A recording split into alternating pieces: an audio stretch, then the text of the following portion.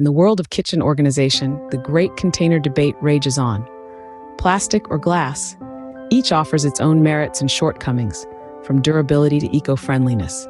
It's all about what serves your needs best.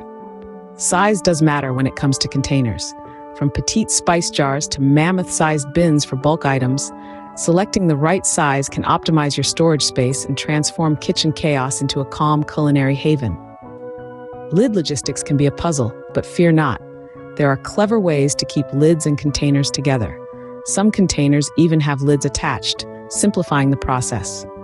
Beyond the basics, there are specialty containers designed with specific needs in mind. From fresh herbs to crusty breads, these innovative designs keep your food fresher for longer. Proper maintenance and care are key to container longevity. Simple cleaning and storing tips can help you avoid common pitfalls and keep your containers looking and performing their best. Mastering the art of containerization isn't just about storage. It's about embracing order, efficiency, and a sense of peace in your kitchen.